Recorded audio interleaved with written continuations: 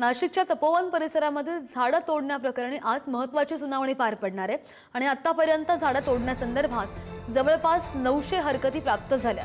याच हरकतींवर आज सुनावणी होणार आहे। तपोवन परिसरामध्ये साधुग्राम उभारणीसाठी झाडं तोडण्यात येत होती। दुसरीकडे झाडं तोडण्यासाठी पर्यावरणप्रेमी आणि काही नागरिकांचा विरोध सुद्धा आहे।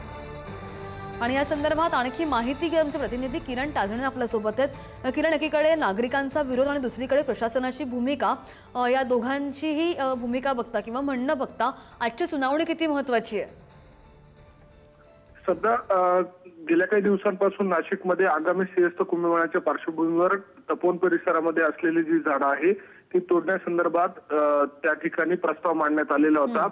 साधू महंतांच्या दृष्टीने नियोजनासाठी साधुग्राम उभारलं जावं अशा स्वरूपाची भूमिका प्रशासनाची आहे।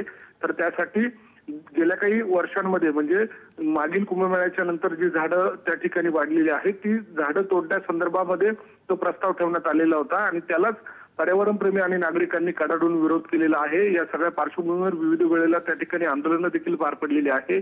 अशा सगळ्या परिस्थितीमध्ये जवळपास 700 ते 900 हरकती या सगळ्या संदर्भामध्ये दाखल झालेल्या आहेत आणि त्याच सगळ्या हरकतींवर आजच्या दिवशी नाशिक महानगरपालिकेच्या माध्यमातून सुनावणी घेण्यात येते आहे आणि त्यावर ज्या हरकती नोंदवण्यात आलेल्या आहेत त्यांचं म्हणणं जाणून घेणार आहे। प्रशासनाची भूमिका देखील त्या ठिकाणी मांडली जाईल आणि या दोन्ही बाजूने म्हणणं ऐकून घेतल्यानंतर त्यामध्ये नेमका काय निर्णय प्रशासनाच्या बाबतीत घेतला जातो, बाजूने घेतला जातो हे बघणं महत्त्वाचं असणार आहे।